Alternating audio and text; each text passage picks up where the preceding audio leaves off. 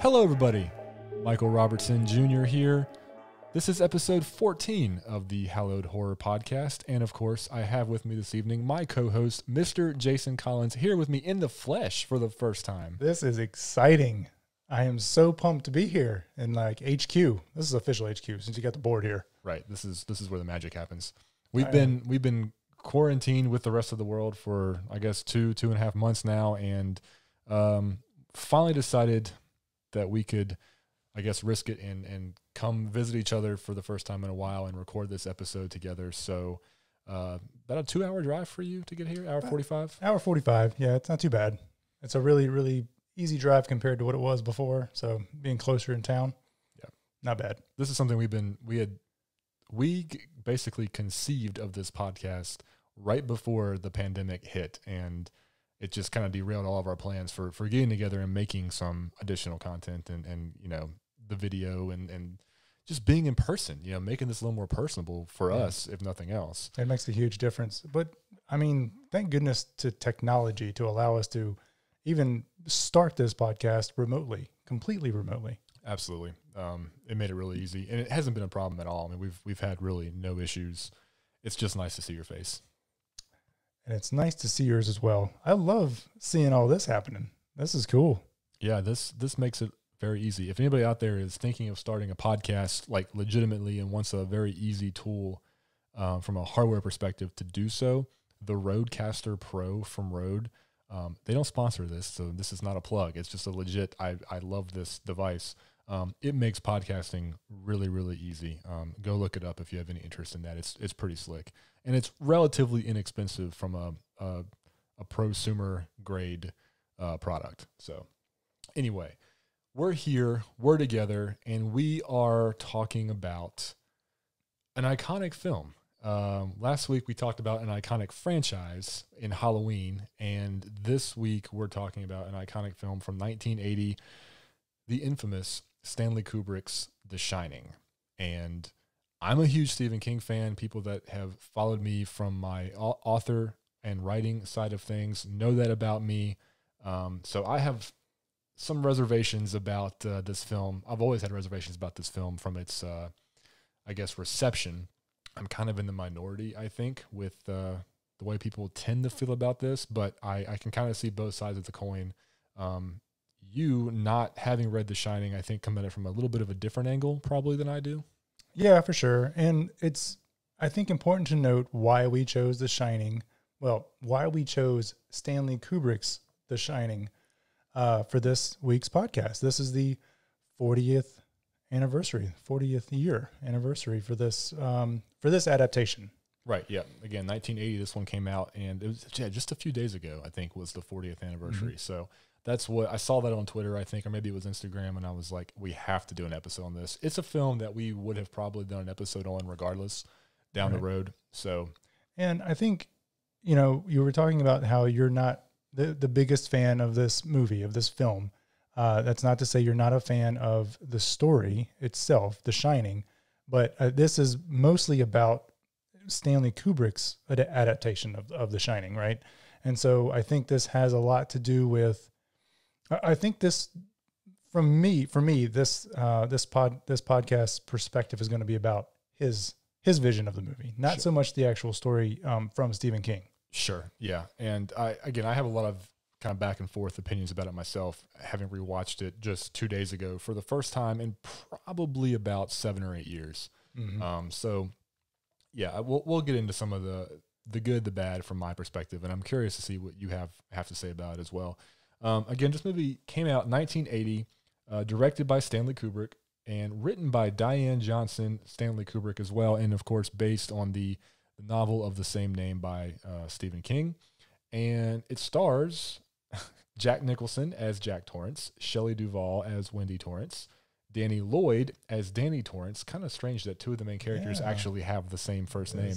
And then Scatman Crothers as Dick Halloran, who, by the way, was actually just listed as Halloran in the IMDb credits. And now I'm wondering if they ever actually said his first name in the movie. I can't remember that, or if I'm just pulling that purely from the novel. No, they called him Dick many times in the movie. Okay, that's weird. I don't know why I know they did in Dr. Sleep for sure. Yeah. So anyway, this again is a film that I think everybody on Earth, it seems, has either seen in its entirety, or has seen clips, pictures, images, phrases, from the film, or at least they are aware of what it is. I think there's very few people in modern pop culture world who are not familiar with this film, and rightfully so, because there is a lot of good in this, just mixed in with some differences of opinions from people that I think probably hold the source material very close to their heart, such as I do. Yeah, you're right about that. There are two strong camps here. The fans of the original story from Stephen King probably don't love the adaptation because it does have a very different feel, and you can get more into that later. But from a Kubrick fan, from that standpoint, this movie has so many iconic scenes. His vision is it's just so epic in general. Like his vision is as far as storytelling. I just love the way he goes about, how much care he takes into framing, composition, lighting. He puts so much effort into it, and it just shines through, pun intended, for this movie. I mean, there's a lot of like really very iconic scenes. Like you said, in modern day pop culture, there's a ton of just quick clips and memes and all kinds of stuff that come out of this movie. And it's because of his vision, right? It's not so much the story, but his vision. And I think a lot of his movies are that way. He has a way of framing and lighting and just telling a story visually that I don't think, well, there is one person that it's David Finch, right? The way Fincher, the way he frames and like he follows people. Right. When I watch David Fincher's films and shows, anything he directs, I think a lot of it is it has a lot to do with, I think he probably takes a lot of, help me with the word here. Inspiration from Stanley Kubrick. Yeah. David, I've seen some interesting segments on David Fincher and his camera work as well, and the significance of what he does with the camera to convey certain moods. The one thing that comes to mind primarily, I think, was with Gone Girl, where almost the entirety of the film was shot lockdown, steady cam, stuff like that. And then there's a scene somewhere, maybe start of the third act, where I believe it's at the vigil or the memorial service, whatever. That's some sort of event they're having outside. I remember like candlelight and stuff like that. Mm-hmm. But it becomes a bit of a fiasco. There's a lot of panic all of a sudden. There's some tension, and all of a sudden, as this main character is kind of moving through the crowd, you get a very shaky cam, kind of like non-lockdown, a lot of movement, bobbing shot, and with the camera, he was intentionally showing how that mood had shifted right there from the steadiness that you were so used to. Mm-hmm. He did it again in Mindhunter. The end of season 1 did a very similar technique where the first time you see that camera movement like that is a very psychologically disturbing incident for the main character. Mm-hmm. So yeah, that's a really good, I think, comparison, taking Fincher and Kubrick together like that. Yeah, I mean, and it's one of those things where I think a lot of people don't really realize what's happening, but there is a lot that goes into conveying feeling with just the way the camera's handled. Yeah. And the framing and the way the movement, and I think he holds a very special place in my heart for that. Well, the behind the scenes featurettes, by the way, if you have the, I guess, iTunes version, maybe even the Amazon Prime version of this movie, there are some really fascinating behind the scenes featurettes. They may be available elsewhere. They're probably on YouTube at this point, for all I know. Mm-hmm. But one of the, I guess, segments, was it the Steadicam guy, or was it somebody else that was working on the set? Basically said that he thought that at his heart, Kubrick was a photographer first. Like, he had such a vision for composition and how to use a camera, that his knack for that somehow just kind of led him into being a director. Mm-hmm. That's why he was so good at it. Yeah, he was a professional photographer before he started filmmaking, and like a published photographer. Mm-hmm. He did it for I forget who now, but he did it professionally, and he was very successful. And I think I sort of, I sort of feel like I don't know. I did photography first, right? And then I got into filmmaking, and I feel like taking the time in photography to take one still frame, you have to think about how the lighting is going to be right then and how the frame is going to be right then. So I think when you take so much effort into one frame, and you do that professionally for an extended period of time, going into filmmaking, you already have a leg up because you've already taken so much time and effort previously to think out framing, and that has so much to do with storytelling that I think from a filmmaking standpoint, you've already got a huge leg up on just storytelling, because after that it's really just movement, right? Yeah. So I think he had a great history, a great lineup, and all of his films are amazing anyway. So I think this was a really great film of his. The adaptation part, I'll leave that to you. Well, yeah, we'll get into that. So if you don't know what The Shining story is, even though I just said a few minutes ago, this is what everybody pretty much does. To sum it up very quickly, there is a hotel/resort in the mountains of Colorado. The winter is coming. The hotel shuts down because they just can't, it's not profitable for them to stay open because of the weather. And they hire Jack Torrance to come be the caretaker for several months over the winter. It was something like November to March, I think it was. May? Was it May? And so he and his family, they basically move into this enormous sprawling hotel, and which is haunted, by the way, and they get snowed in. They're stuck in a haunted hotel that is enormous, and Jack basically begins to slowly lose his mind. At least he slowly loses his mind in the novel. The movie is a little different, and succumbs to some of his own personal demons that the hotel kind of pulls out of him, and it becomes a complete disaster at the end. So I will say, again, from the filmmaking perspective, this movie is a masterpiece. Visually, it is so amazing to look at. I love, even from the opening shot, I mean, that helicopter shot, over the water, following the Volkswagen over, through the mountains. It's so beautiful, and it's so well done. It was so good that they didn't even redo it for Dr. Sleep. They just reused it. Yeah, exactly. They reused that same shot in Dr. Sleep when Abra and adult Danny go back to the Overlook at the end of that film, which is amazing. Mm-hmm. And then you look at what Kubrick did here, building the atmosphere, the sheer scope of the Overlook, even the grounds, the way that they built the hedge maze. The characters felt so small in this movie. They just looked like little pieces of, little pawns in this massive universe that the hotel essentially was around them. Yeah. And that's what, again, I think, and you can speak more to this about the camera, lenses and stuff that they use to kind of create this scale. It just felt so cavernous, and they just showed you so much. It was just such a unique perspective, the way they shot this. Yeah, it totally was, especially the hedge maze.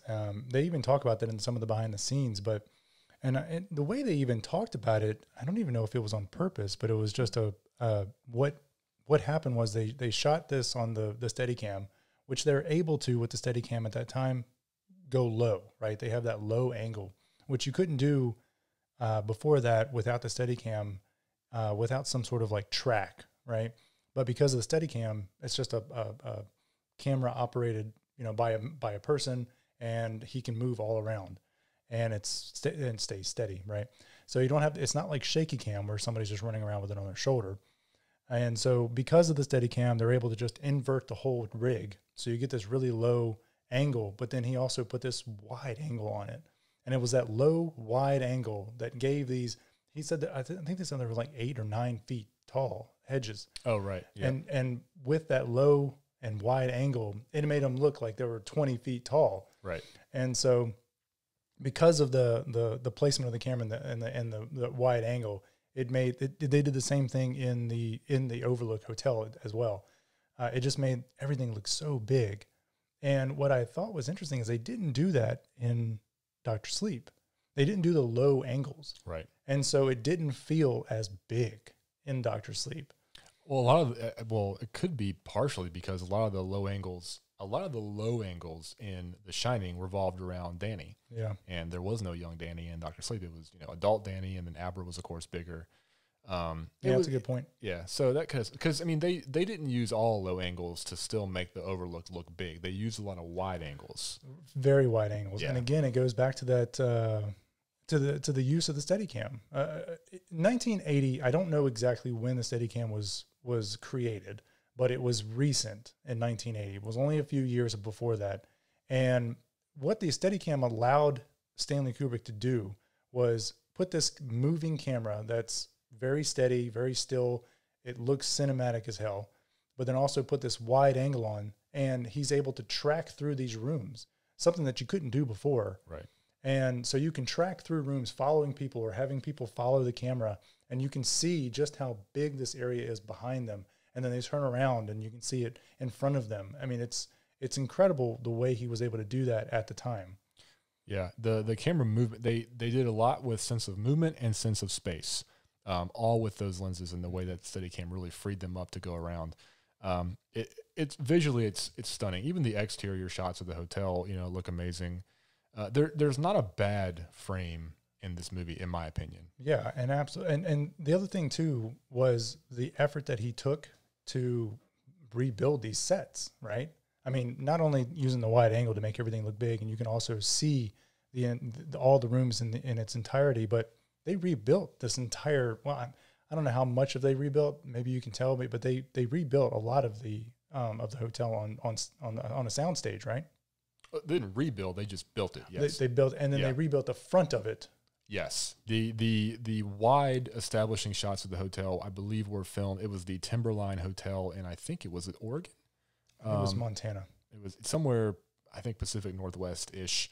And then they rebuilt just the front of that hotel, that lodge, as on a sound or exterior soundstage, I guess, just for the close-up external shots. And then the entirety of the internal shots of the Overlook were all a soundstage, completely built off of original blueprints, which is just unreal because, I mean, to see it, you would never know. Watching that, you would never think this is a soundstage because they're so big. And not only did they build everything from scratch, I was actually reading today in the trivia on IMDb that because Kubrick was trying to shoot the film as chronologically as possible, they basically had to have all the sets ready to go, like at any given time. So basically, you'd show up to work, and the entire hotel is there. It's all lit and ready to go at any given time. It's crazy. So, it's crazy. The cool thing, and we talked about this in the episode of Dr. Sleep, is that Mike Flanagan and his team basically rebuilt a lot of those sets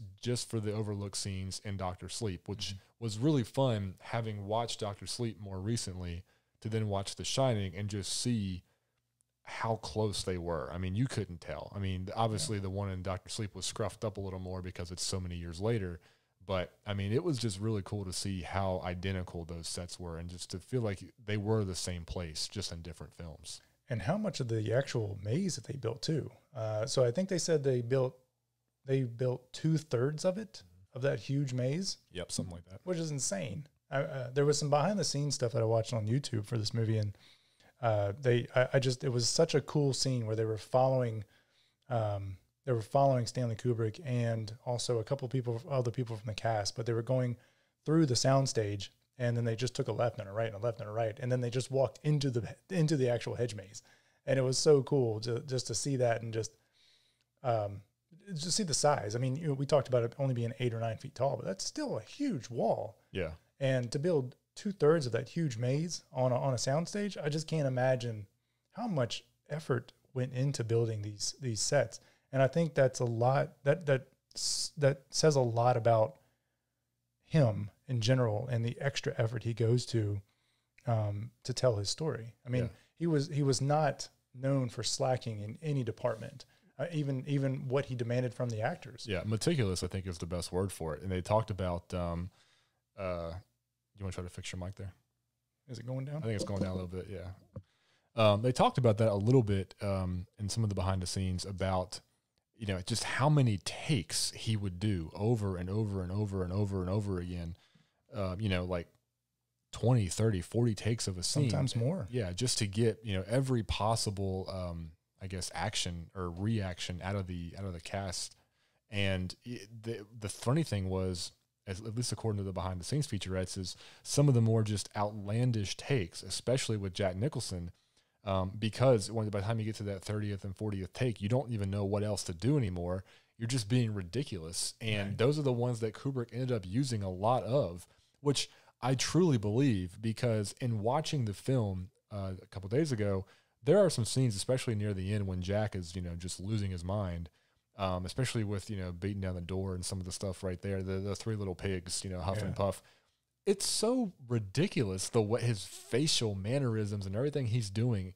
You can hear that story and just say, oh, well, that's definitely what it was. This is probably take 50, and he doesn't know what to do, so he's just going to be a clown. And you can just see the exhaustion on his face too, which really just translated to really probably how exhausted the character was in the story too. Yeah. But you could see that all over his face when he was going through all these scenes.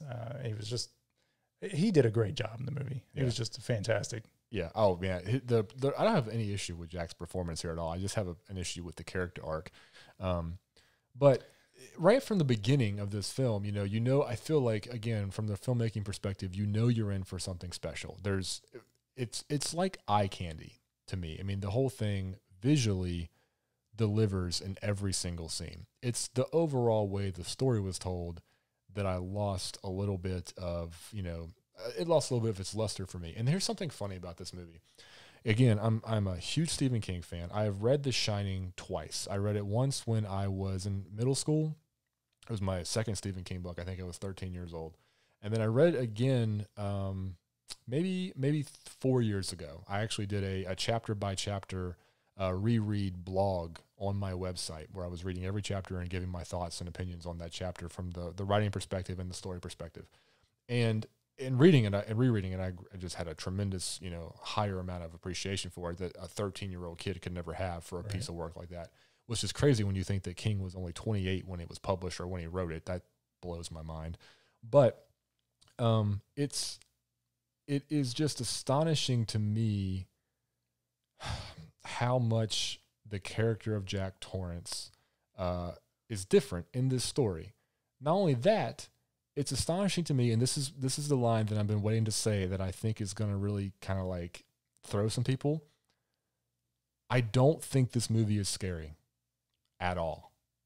I think it has creepy moments. Mm-hmm. I don't think it's a scary film.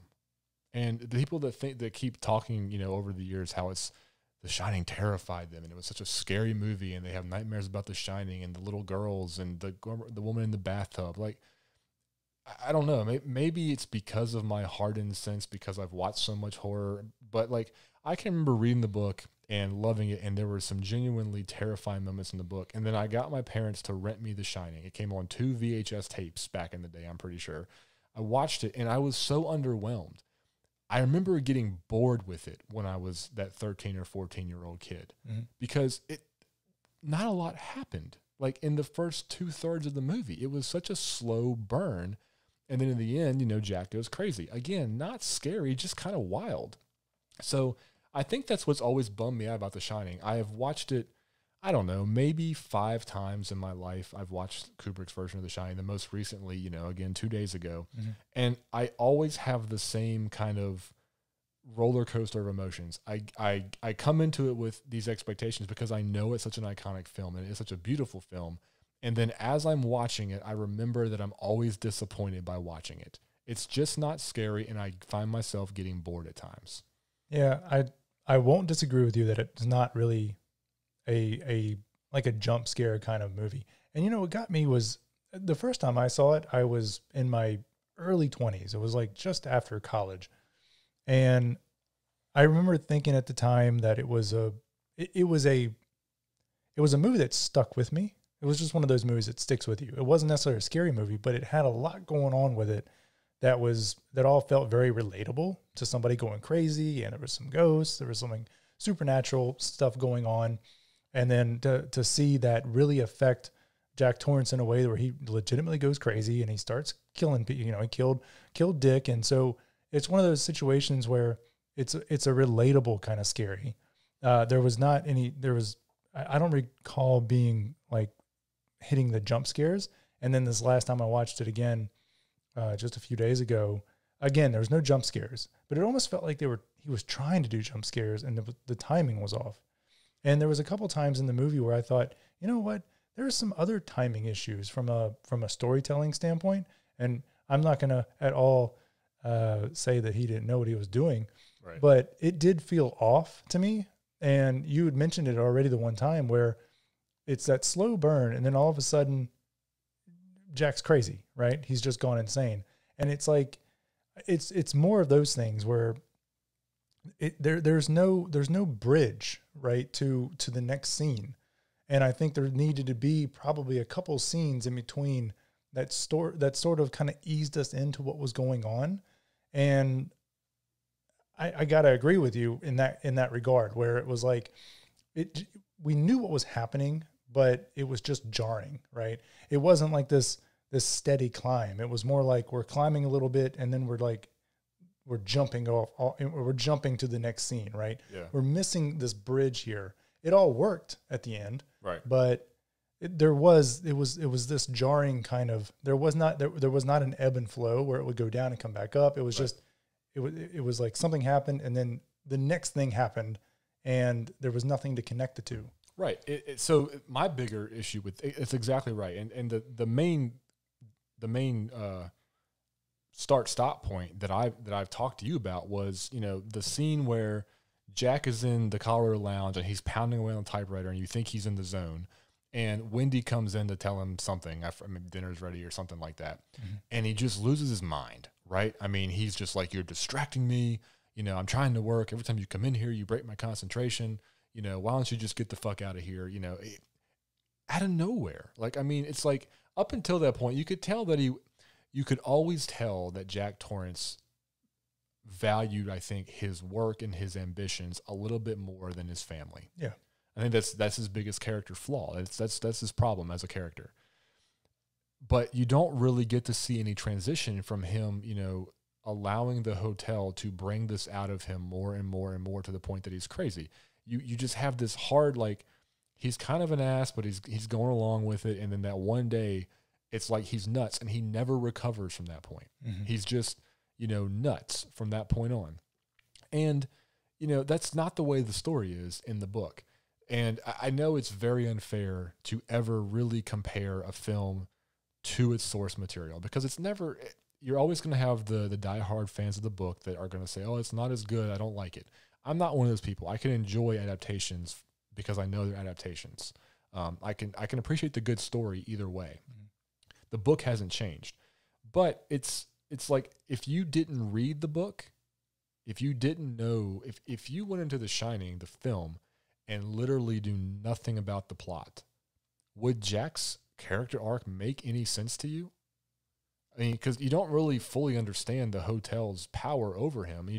And the one thing that the book does a lot better than the hotel does is explain Jack's past, his troubled career as a teacher, some of the stuff that he did as an alcoholic with one of his buddies that was a teacher, the incident with Danny and hurting his arm. There's a lot about Jack we never see in the film, except just in real quick snippets of dialogue. Mm-hmm. So you don't get that character arc that really flows well to me. Yeah. Okay. I can see that. And the other part that I had a hard time with was really seeing the depth of the hotel itself. Mm-hmm. You don't really, a lot of the scenes where you see like the little girls, especially the first time, you have no idea, other than that creepy screechy sound that happens during the movie. Other than that, you wouldn't even know that there were ghosts. And I think maybe it was just the time that it was shot. I think that was kind of lost on me, where I didn't really feel into, like, I knew what was going on, but I didn't really feel like the hotel was doing any of it. Right. So I think that was probably the disappointing thing for me this last time I watched it. I mean, it was a long time ago when I watched it, and I came in with like brand new eyes. And so, like you, I came in with a lot of expectations, and I was sort of disappointed in some of those ways, where I wanted to see more happening from the hotel and how the hotel was really affecting things going on, a lot like I did in Dr. Sleep, right? In Dr. Sleep, you felt like the hotel was what had its own entity, right? Mm-hmm. Just like people with the shine, you know, those special people. Yeah. This movie did not focus on that part near enough. No. And that's a good point about the hotel being such a big character in Dr. Sleep, to the point that, you know, when adult Danny walks into it for the first time, it literally starts to come alive. The lights start lighting up as well. I mean, it's such a visually striking image to understand the power that hotel has and the power that he has. You know, rewatching it again, the more I just realized, and even just talking to you right now, the realization is just growing how little this movie actually explains about what's going on. Mm-hmm. If you hadn't read the book or didn't know the story, does it make any sense? There's a tiny little exposition from Dick Halloran when he's sitting down with Danny talking about he was sitting down with ice cream and he's talking about the shine and what's going on. But that's really the only time they ever talk about that portion of what's happening with Danny. Yep. And you never put together that whatever Danny has going on has any correlation with what's happening with the hotel. Yep. Danny just has this shine, and then there's also the hotel is sort of haunted. Yep. And they're two completely separate things happening, and they never really cross over. Yep. And in the book, again, I mean, I'm not trying to compare the book to the movie, but I'm just talking about the way the story is so much stronger in the book. In the book, there is, I believe it's Ullman, the manager of the hotel that interviews Jack. I think it's him. I don't think it's the maintenance guy that's showing them around. But when he's giving him the tour of the building in the beginning, and Danny and Wendy are with him, there is exposition there where he goes into detail about, you know, murders that have happened in the hotel. I think it was like a gangster or somebody that got killed in the hotel. And there's a whole scene talking about that because Danny's with him and he has these images of like the blood on the wall from where this murder took place. That's interesting. And then there is the basement where the boiler is filled with old newspapers of throughout the years. And there's tons of history of the Overlook and events and things that have happened there that Jack reads and learns about the hotel's history. There's so much more just information and rich story about the Overlook in the novel that you just don't, about the Overlook, about Danny, and about Jack. Wendy is still a lesser character in the novel, but she's not nearly as helpless as she appears in the movie to me. The book this is just one of those cases where the filmmaking is amazing. The story falls well short of the novel. And, it could have been, too, that there was so much effort put into the what he was trying to pull from the actors and how much effort he put into the sets that maybe the story arc was just lost. And we both know, too, it's really hard to compare a book to a movie just because you can jam so much more information exposition into a book and a story because there's no real time limit, right? In a movie, you gotta crunch everything into a 2 or 3 hour film. And if it wasn't for Dr. Sleep, I probably would be a little more forgiving. But after seeing Mike Flanagan's and how he was able to visually tell the story and visually show how much the hotel had its own personality, then I was a little disappointed. Like, I was like, yeah, it can be done. It can be done in such a good way. And Mike Flanagan did it, So, again, Stanley Kubrick has such a special place because he was such a pioneer in so many ways, and he put so much effort in. He just loved what he did, and you could see it with every film. Yeah. And I'm sad we'll never be able to see another film from him, right? That's heartbreaking. But I don't think it holds up with what you can see now, what you can do now. But a lot of that is just because, it was 1980. And, well, you didn't need CGI for the topiary animals to make the characters stronger. Mm-hmm. You brought up a couple interesting points there. The first one is with Mike Flanagan. We talked about this in the Dr. Sleep episode. Mike Flanagan is one of my favorite working writer-directors right now, and he just so happens, lucky for me, to have worked on so many different Stephen King projects. Right. And, of course, Haunting of Hill House, which is phenomenal. Loved it. On Netflix. If you haven't watched that, you need to stop listening to us and go listen to that right now. I mean, go watch that right now. He was put in a really interesting position where he had an iconic movie that he had to pull from. And then he also had the source material. He meshed a novel that King had written, 2 novels that King had written, along with Kubrick's film, and made just, I think, the strongest story out of all of them. And I don't know if he's that good. I mean, he's obviously that good. I don't know if that made it more difficult for him because he had to make it all fit, or if it made it easier for him because he could pick and choose what he wanted from each. I think it was probably easier. It was sort of like a softball. He had 2 amazing sources to pull from. Right. So, I mean, as long as he picked out the best parts from each and then was able to visually convey that in the film, it's a home run, right? I know King was much happier with Dr. Sleep than he was with Kubrick's version of The Shining. And he had a bigger part in it too. He did. And that's something else I was going to talk about. So first of all, Stephen King, this is not a secret either. This has been on the record for years. He was not happy with the Kubrick film. He said it was beautiful to look at. He said it was something akin to like having a beautiful Cadillac that didn't have an engine inside. Right. He said it was cold. That's the word I've always heard King use with that movie is it's cold. And that just kind of goes into my point about how Jack Nicholson just seems like he's crazy from the first scene. There's no human nature to him. He's holding on a little bit in the beginning, but yeah, he's just such a out there character. Mm-hmm.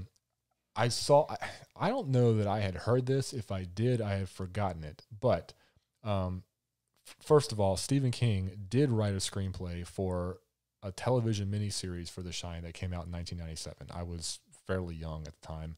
I remember watching it. But that miniseries, even though it is still limited by a TV budget and it was on network television, so they couldn't show a lot of the gruesome stuff, right? That follows the book much more closely.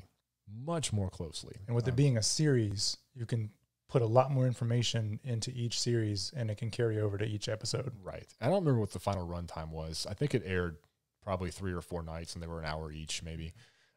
Anyway, I saw in doing my reading for this episode that apparently Stephen King did write a screenplay for this 1980 adaptation that Stanley Kubrick rejected. He did not want to do it because it followed the book too closely, and he didn't want to do it that way. So in my mind, I'm thinking, my God, what would a Stephen King script, which would have likely kept the heart of the characters in it, right, mixed in with Kubrick's, direction, his visionary, approach to the filmmaking process, what could that have been like? Yeah. It's too bad that he did not allow him to be more a part of that process. Yeah. That could have been, it's an epic classic film as it is, even with its flaws. I can't imagine how much better it would have been. Yeah. And I'm wondering, like, if fast forward to maybe even 10 years ago or today, because The Shining, I believe, was King's 3rd book. I think it was Carrie and then Salem's Lot and then The Shining. I think that's the order. I should know that by heart, but I'm pretty sure that's the order it was in. So King, I guess, technically was still a relatively, new name on the horror scene. I mean, maybe an up and coming name. You have to wonder if this was 1990 and he's already got The Stand and he's got It, and several of the Dark Tower books. If he was the king of horror that he is known to be today, right, if Kubrick would have been a little more lenient and said, you know what, I'll take your screenplay. We'll work on it together. We'll make this work. Yeah. And Kubrick at that time was pretty established in filmmaking. Yep. So maybe there was a bit of an ego happening there. Yeah. That'd be really interesting to know what the real reason was behind that. And just imagine what could have been, because the miniseries wasn't really that good either. But again, I think that was just, personally, I don't think any of the Stephen King miniseries that have aired on television have ever been any good. I know people just freaking love the original It miniseries. I think it's absolute trash. I think it's such television garbage. It's not good at all. People love Tim Curry's performance as It, as Pennywise. And I don't know. It just seemed kind of garbage to me. The Stand wasn't that good either. They're remaking The Stand, by the way, miniseries. We posted a link to some of the first photos from that over on our Patreon page if you have any interest in that. I'm looking forward to that. It's on CBS All Access, I think, whenever it does air. Yeah. Anyway, I don't know. It is what it is. But the Shining is definitely beautiful. But I agree. I have to agree with King that it is a little heartless to me. Yeah. The whole thing was not cold. I think there was it gradually got crazier. It was a slow burn. I think for me, it felt like as the storm came in and as the snow piled up, so did the crazy, you know. And I think that was probably the timeline for me. I mean, before that, it wasn't cold. I mean, he was doing a good job. He was, you know, battling his demons, and I don't even know how he was only sober for 5 months. So I mean, we came into him pretty brand new being sober. So I don't know. It's I felt like he as a character, he was not all warm and fuzzy in the beginning, but I don't think he was crazy either. I think he was just a dick sometimes. Yeah, he never seemed pleasant, really. Every time he was pleasant, it seemed like it was forced, like it was put on. It was fake, especially like during the interview and stuff like that. Right. And then, you know, and we get that snippet in the car where they're driving up the mountain, you know, and it's like he's already just pissed that he's there with his wife and his kid. Yeah. And it's just not like that in the book. Yeah. But I can see that. Anyway. Let's take a break, and then when we come back, we can get into the ending of this movie, I think, the last act, I guess, and we can definitely talk about the differences between the film and the movie, I mean, in the book there, because that's one of the bigger differences that also had to bleed into Flanagan's Dr. Sleep. Right. So anyway, we'll take a break, and we'll come back and talk about it.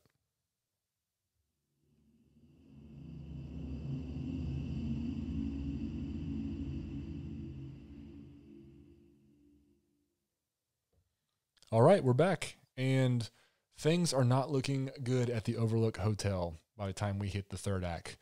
Not for anybody. Jack Nicholson has officially gone crazy.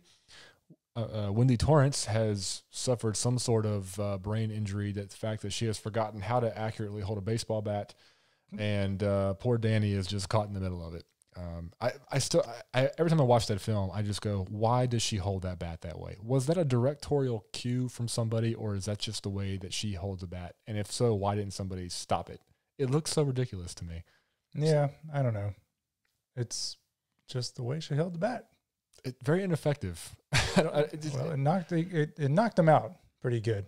Hurt my head kind of bad, real bad. By the way, let's take a moment to appreciate that shot from when he's locked in the freezer, from the ground, from looking up at yeah. him. Yeah. That was all Kubrick. We've seen behind the scenes of that where he just kind of on the whim, came up with that. And there's clips of this on YouTube. It might have been in the featurettes. I didn't see it in any of the featurettes that I watched. But Kubrick basically, he's looking for the shot, and he gets down on the ground. He's like, what if we try it this way? And he holds up that little viewfinder thing, and he's looking up at it, and he goes, what did he say?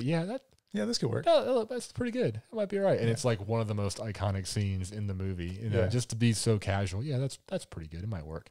Yeah, and speaking of like other like accidental like gems, when they were doing the Steadicam, or when they were tracking Danny riding his big wheel, and the sound, because they couldn't hear anything going on as they were doing it, but through the mic, once they played it back, the sound of the big wheel hitting the carpet and then hitting the wood, hitting the carpet and hitting the wood. Yeah. It was so good with nothing else going on. It's just and it was just so much fun to like hear them talking about that, and like, yeah, once the sound came in, we were like, oh, that's amazing, you know? Yeah. Happy accident, as they say. It was really cool. By the way, I'm a little disappointed in you. If you are one of our Patreon subscribers and are watching the video version of this, I am appropriately dressed wearing an Overlook Hotel t-shirt. Jason is wearing an Under Armour fitness shirt of some kind. So I get a point for this one. You do not. You do get a point. And if we're gonna start scoring shirts, then I need to really level up, because I have none. I don't have any graphic tees. Well, to be fair, I don't think there's very many movies that have. Well, I know they're out there, but all mine are Stephen King based, so I'm not going to get any points either unless it's a Stephen King related movie. But sure. Anyway, but now we're going to have to start. We're going to have to start that now. Yeah. So we're at the end, and this is a point where so Jack Nicholson's going crazy. Wendy's running from him. Danny's, caught in the middle of it. We get basically the bathroom door, knocking it down with the axe. Well, I want to go back to one quick scene where I always found it interesting in the movie, especially this last time, that I guess the first time I watched it, I wasn't really paying attention to what was going on. Okay. But this one, how he got out of the freezer, or not the freezer, but the store. Mm-hmm. Obviously Jack has a little bit of the shine and he doesn't know it, right? And that's how he can kind of interact with all these people. And the fact that the hotel let him out of that storage room, I just, this last time watching it, it just affected me differently. I don't even realize it. I don't know why I didn't see that last time happening, but I love that the hotel let him out to have somebody in the physical being do their bidding. That was probably the most action that we saw the hotel take. You know what I'm saying? Like, that was really the moment where if you had any question about whether this hotel had power, there it is, right? I mean, because everything else, could have just been ghosts, right, in the hotel. Speaking of ghosts in the hotel, we did kind of let's go back just a little bit. The bar room scene. So the gold room scene, another one of these kind of infamous scenes with Jack Nicholson at the bar talking to Lloyd the bartender. Mm-hmm. It's such a good scene. I love the way they shot it. Just putting that camera right in front of Jack Nicholson's face, and having him do his thing, which is amazing. It's just it's one of the best scenes in the film. And that's, if there was ever a point that was showing maybe his gradual progression into the, Crazyville. Yeah. I think it's probably the bar scene. It's just a really, really good scene. I've always loved it. I've actually pulled that scene up, particularly on YouTube, and watched it occasionally over the years when I get bored. I just really like that scene. Everything about it is really, there's no music. Yeah. It's just quiet and him talking. I wish they would have left the glass there that he was drinking out of after everything. Like when Wendy came in to snap everything out. Right. I so wish he would have had a glass there that was either looked old or looked new that he was drinking out of, and it was empty. Right. That would have been such a good indicator that, yes, whatever's going on is actually happening, and this man is actually drinking, right? Yeah. And right after that scene, I'm sorry, it's the, is there two bar? Yeah, there's two balls. They're basically back to back. Yeah, the first time it's just him and Lloyd. Then he comes through later, I guess, as he's descending more into madness, and there's the party going on. But that's when he runs into Grady, the previous caretaker. He gets the drink spilt on him, and he goes into the bathroom with Grady, and Grady's helping him clean it off. And that's a conversation where Grady is kind of letting slip, the hotel's bidding about, the family's bringing you down, take care of them. The child is, correction. Yes. I love the dialogue, by the way. That is a really well written scene. But the thing that really stuck out to me on this rewatch was how they basically recreated that entire scene in the bathroom in Dr. Sleep, but it was in the director's cut. Didn't include it. Yeah, it was in the director's cut, and we talked about this in the Dr. Sleep episode. I thought that they did the regular bar scene in Dr. Sleep. They cut it. It wasn't quite as extended in the theatrical version versus the director's cut. There's a little more exposition about his mother. But the bar's adult Danny gets a drink spilt on him, and ghost Jack Torrance, his father, takes him into the bathroom. And it's an amazing scene that we talked about, changes the whole perspective of the interaction with Danny and Jack. Right. I mean, just completely different direction with the way Jack is treating him and what he's trying to do with him. Yeah. It was a complete 180. It was a stark contrast from the tone of the first movie. Yes. Because in this one, he was almost trying to help him and be compassionate, Yeah. Which we didn't get any of in the first movie. Right. So that bathroom scene, I don't know. I guess it just made me even more bummed that they cut it out of the theatrical version of Dr. Sleep, because it just would have been another one of those moments where fans of the Kubrick film would have been so happy to see that. Like, oh, it's so cool, because we've already seen some of these other pieces Right. And it's such a pretty scene because that bathroom is just bright red, right? I mean, it looks really cool. Yeah, it does. Anyway, so that scene is all well and good, but we're getting to the craziness. The chopping down the door, the Dick has showed up. That was another thing that I thought was always kind of interesting about the film was how hard Dick worked to get there. He was only there for like he was 2 there minutes. for like half a second in terms of being in the hotel. I mean, they showed so much of him in the film, and that's actually a lot in the book too. There's a lot with Dick in the book when he's in Florida that is actually, I think I actually talked about this on my blog. It was the one moment where I felt like King was enjoying his backstory a little too much. Like it almost slowed the story down a little bit.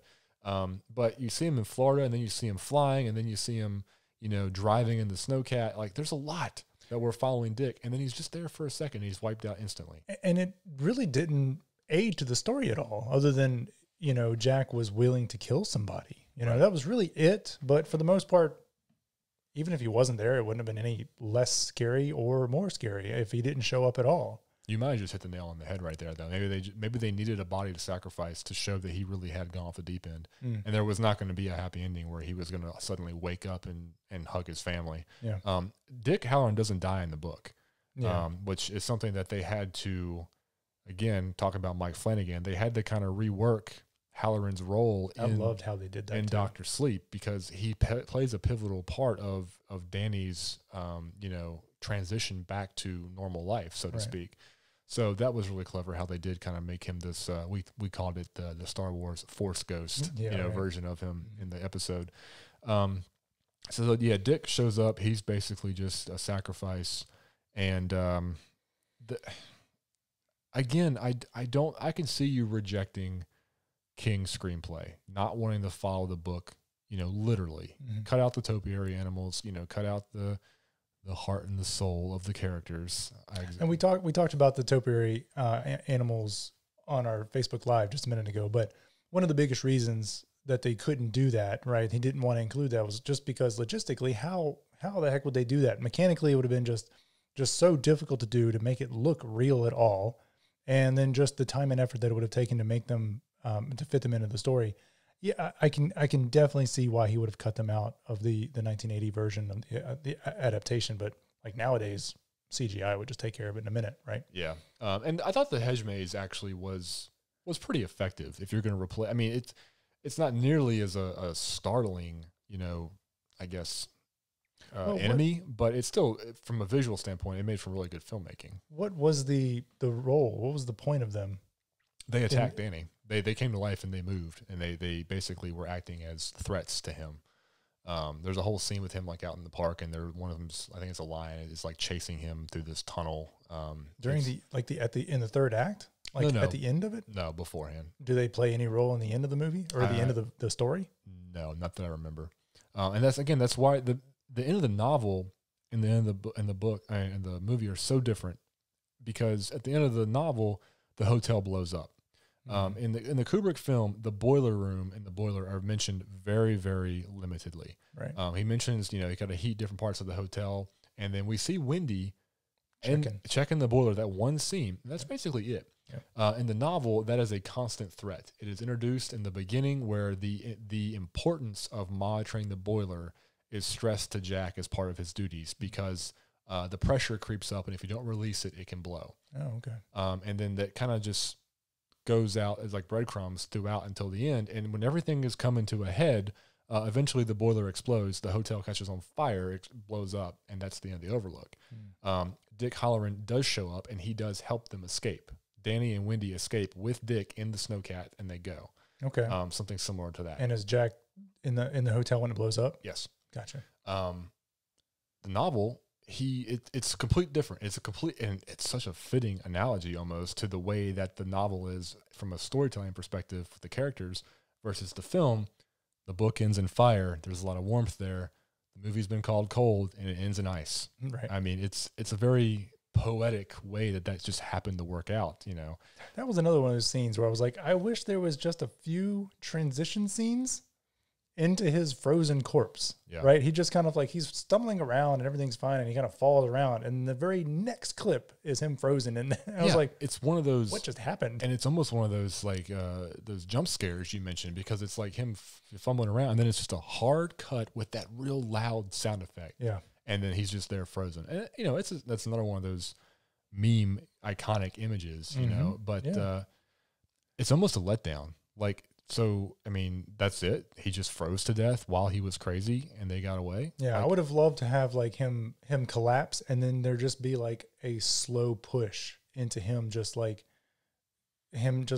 succumbing to his crazy, and he's lost in the maze and he's just not moving, you know, just slow push in for like a minute. Right. And then it just transitions to him frozen. I wanted I wanted this ease into that. Right. Let's see him succumb to like him losing his mind, him losing the battle, and now he's stuck in the maze, and now he's dead and frozen, right? Right. It was just, I wanted something in between, and there was like that something in between I wanted 3 or 4 other times in the movie. Yeah, it seems to be a theme with what we're talking about with the film is, and maybe, again, I'm a Stephen King fan, but the more we talk about it, maybe he was right. Maybe he really was right that it was just lacking that engine. You know, it was beautiful, but what was under the hood? Yeah. You know, I mean, there's just interesting things to be said about that. I back to the ending. What's the reason? What's the reason for making that change? Because to me, I mean, unless Kubrick was planning on continuing some sort of story with it, like why keep the hotel intact? Yeah.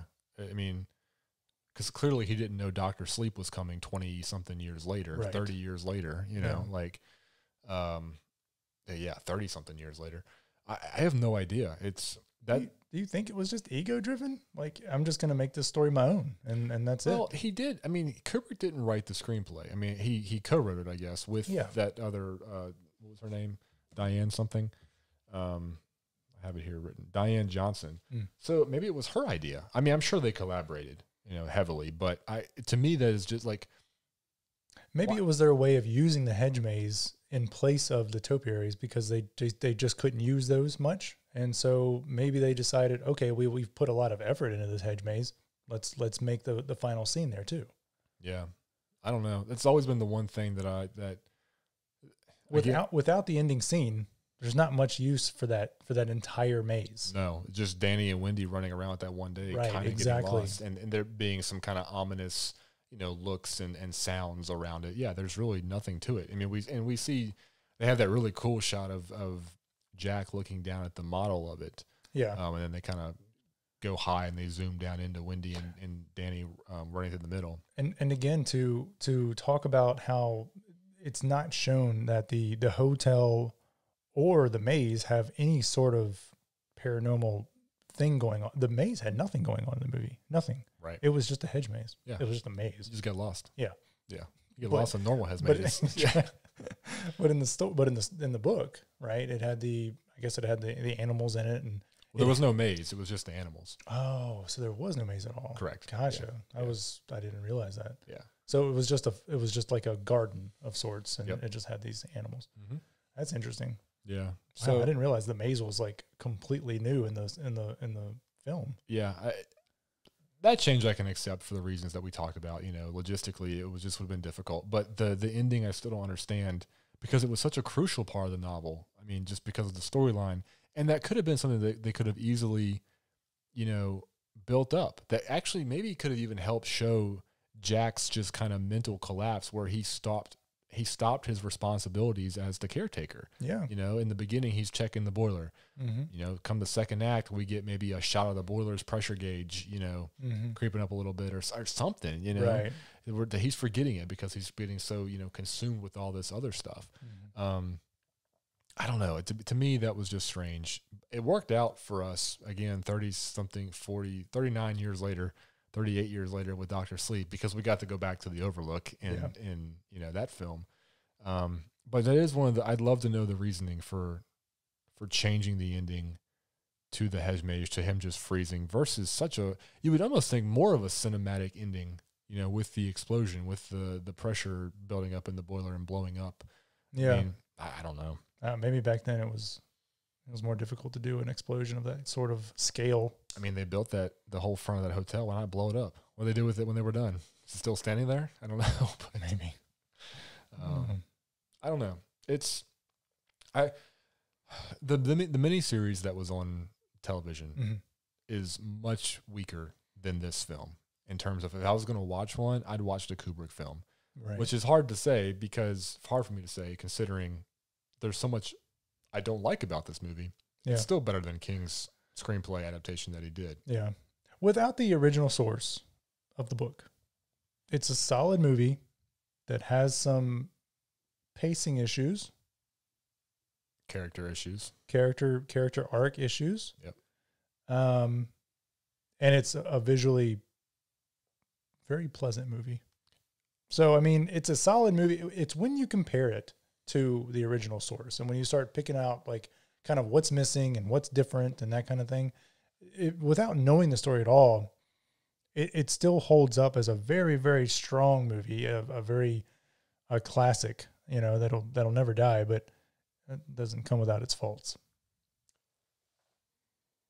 I think for me, if they take the source material away, I would never watch this movie.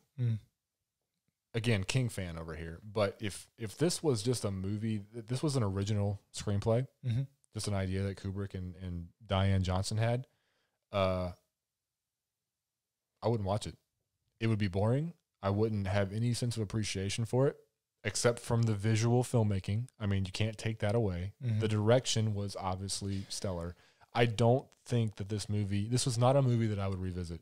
I think I purely revisit this movie because of who created the story. It's so interesting because probably in the beginning, the only reason that most people watched it was because Stanley Kubrick directed it. But then years later, there's a whole pile of people that only watched it because Stephen King wrote the original story.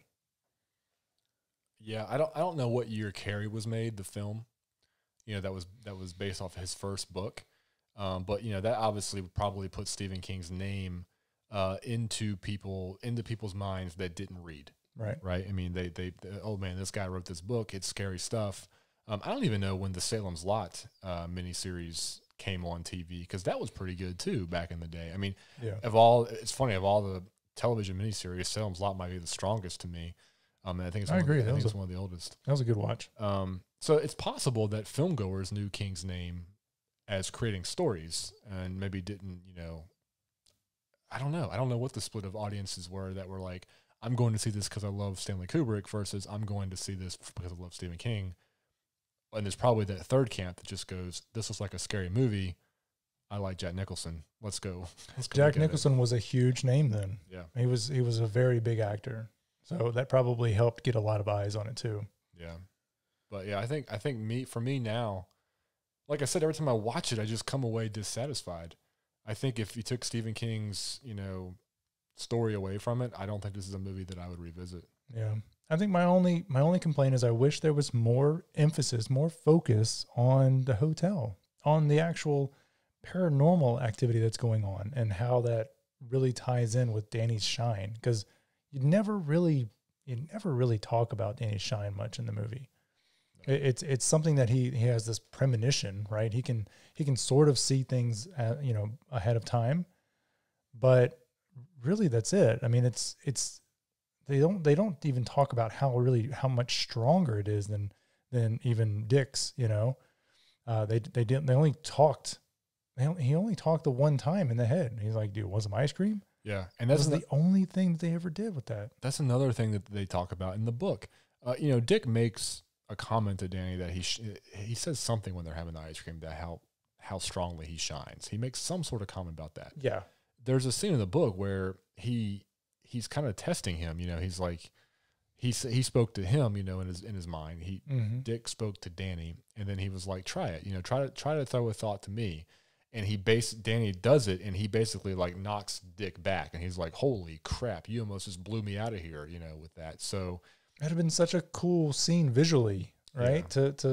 To show like to build more around that part of the story. Yeah, I just think they just left that off the by the wayside And that was disappointing. I love how much more they focused on that in Dr. Sleep. Right. They really, really built that up. And also how much it was needed and affected the hotel. Yep. Danny's strength was a big part of Dr. Sleep. And in the movie, in the novel, again, they talk about it in the Shining novel. But in the Kubrick film, it really is, maybe that's just what I think we're unraveling the biggest flaw of this film is, again, the characters just all fall so flat. Mm-hmm. Like they're almost just set pieces. They don't do a whole lot. It's like they built this amazing, huge set that was just, they put this amazing visionary director behind the camera, and then they just move people around. Like they didn't have a lot of just what you needed to make it a really solid story that people could like resonate with and understand what was going on and root for people. Maybe you don't root for anybody in this movie. That's true. You know? I mean, as much as I wanted, because I knew coming from Dr. Sleep, I knew how much I wanted from Danny again, but there was just nothing there. He does nothing in this movie. Yeah. He does nothing except walk around and see things and get scared. Yeah. And, there was no real big explanation on what or who the hell Tony was either. Was there more on that in the story, in the book? Well, Tony was basically just Danny personifying his gift of shining. And that's what I figured, but they didn't talk about it much. It was almost like, exactly what you said. Yeah, just personifying the actual gift, the actual shine. Yeah, Dick kind of alludes to that in the ice cream scene again. Mm-hmm. By the way, the one thing, this was I think they said in the featurette, and I saw in the IMDb stuff too, but Danny Lloyd made up the finger movement when he was talking as Tony on his own. That's not like in the script, wasn't in the book. The little, when he was speaking. Oh, really? Yeah, he did that like at the audition. They loved it. They thought he should do it all the time, which is kind of cool. Yeah, that was cool. I think that we're wrapping this up, and I'm very happy that I have managed to convince you that this is really not a very good film. But there are multiple sides to this coin, right? From a visual perspective, it's a great movie, right? It did so many new things so well at the time, right? And I think a part of that was really what Stanley Kubrick did so well. He would really go out of his way to do new things. And just like there was another movie he did. I've never seen it, but they talked about it in the behind the scenes. But he went and got the special lenses to film this, or to record this film by candlelight, which was never done, right? So he got these special lenses that were designed for NASA, and he decided to record a film with them. So it's like that kind of shit that he does, right? He just goes out of his way to do things that are just never been done before.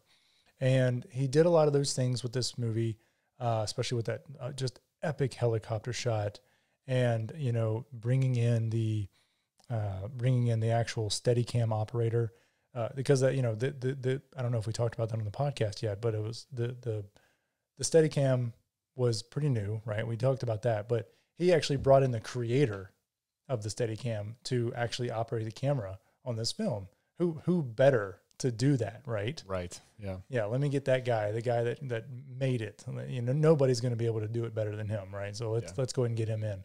He did a lot of legendary things, and I think from that perspective, the movie's always going to have a very special place in a lot of people's hearts. But as we talk about it tonight, there are some flaws.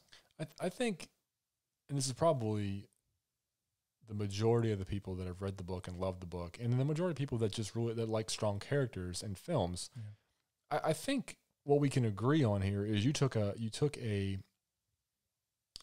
visionary, you took a masterful director, an iconic director, and you gave him a mediocre script, a mediocre adaptation of a really heartfelt story. And he did the best he could with it. He made a visually striking film that has iconic moments that everybody recognizes universally. Mm-hmm. He made the best film he could make with, just in my humble opinion, just a weak script when it came to the characters. Yeah. Yeah. He's a visual genius for sure. Yeah. In that regard. But I don't know, he also they talk about so much how he works so hard. He works the actors so hard. He pulls in sometimes 30 or more takes. Yeah. And I guess that's probably good in some situations. In this one, I think he did exactly what he wanted to do. But there were scenes, specifically that typewriter scene where he just goes crazy. It makes me wonder if the beginning, like if he used some of the beginning clips, or the beginning takes for the beginning of that scene, and then he used some of the later takes to end that scene. Right. Which is why there's no cohesiveness. Yeah. That's possible. You're right. Because there's a real snap, between kind of trying to hold it in and I am now losing my mind kind of thing, yelling at you. Yeah. But there is no good transition though between that.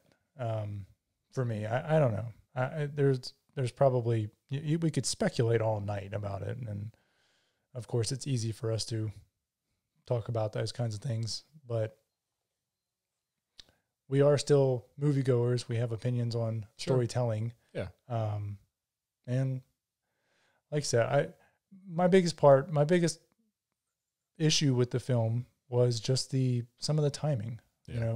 There was no easy transitions into some of the new scenes that were coming in, or there's hard cuts. I just didn't appreciate them. One thing that I had forgotten that Stanley Kubrick had done in The Shining was the title cards, like the transitions between the interview in the beginning and then checkout or whatever it was when everybody was leaving, and then it's Monday, it's Tuesday, 3 months later, and then Monday. Yeah, those were interesting. Yeah, well that was another thing that Flanagan did in Dr. Sleep, but they cut it out of the theatrical version. It's only in the director's cut. I'm gonna have to go watch the director's cut. Yeah, there are chapter title cards in the director's cut of Dr. Sleep. So interesting. I don't know. Why didn't they put that in there? I don't know. The theatrical version of Dr. Sleep is not bad, but there is a lot of good stuff in the director's cut. Yeah. So, all right. So again, I've convinced you this movie is not as good as you thought it was, and we both are longing for the never to happen Stephen King screenplay directed by Stanley Kubrick. Oh, that just makes me sad. I know. All right. Well, anything else about The Shining before we say goodbye? No. All right. Well, ladies and gentlemen, this has been episode 14 of the Hallowed Horror Podcast.